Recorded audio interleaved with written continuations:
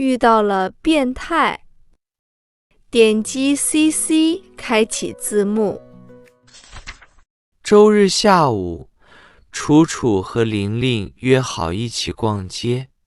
他们在商场里买了几件新衣服，又跑到书店翻了翻漫画书。时间不知不觉过去了，天色渐渐暗了下来。楚楚提议：咱们去那家新开的蛋糕店看看吧。听说他家的草莓蛋糕甜而不腻，非常好吃。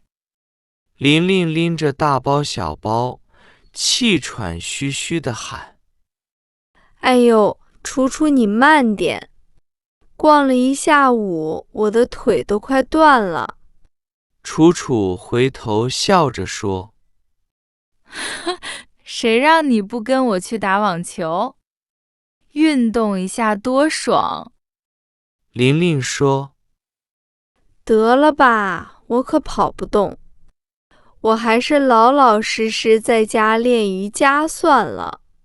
两人说说笑笑走出商场，街灯一盏盏亮起，夜色正渐渐笼罩下来。他们转过一个安静的街角，朝蛋糕店的方向走去。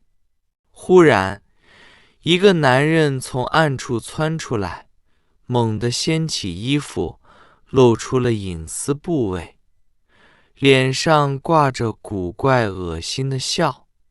玲玲被吓得猛地后退，小声惊呼：我的天啊，这家伙干嘛？楚楚也吓得心脏砰砰直跳，但她立刻扯开嗓子怒吼：你有病吧？信不信我拍下来发网上，让你火一把？那人被吼得一愣，手一抖，赶紧把衣服放了下去。玲玲立刻掏出手机，大声喊：等着瞧，我这就报警，让警察来跟你好好聊聊。见他们毫不畏惧，男人神色慌乱，灰溜溜地转身逃走了。楚楚长出了一口气，愤愤道：呸！死变态，真恶心。玲玲还攥着手机，心有余悸地说：吓死我了！这是我长这么大第一次遇到变态，幸亏有你在。我听说这种人，你越怕他越兴奋，我们一凶，他反而就怂了。楚楚点点头：可不是，还好咱俩一起。要是一个人，真挺吓人的。玲玲忍不住笑了：楚楚，你刚才简直太帅了。他以为你真的要拍照，把他吓傻了。对了，你知道吗？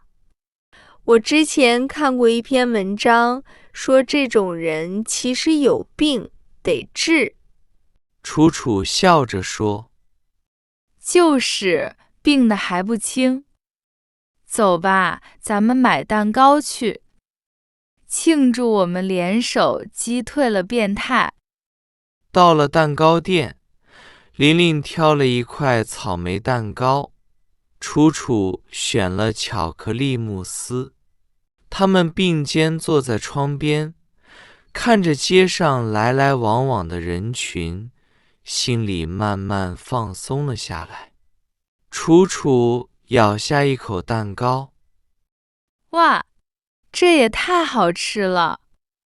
吃了它，刚才的晦气通通都走掉。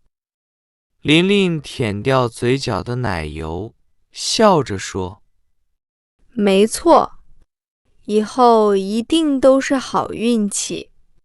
玲玲心里想：虽然生活中会遇到一些猝不及防的意外，但只要有好闺蜜在身边，就真的什么都不怕了。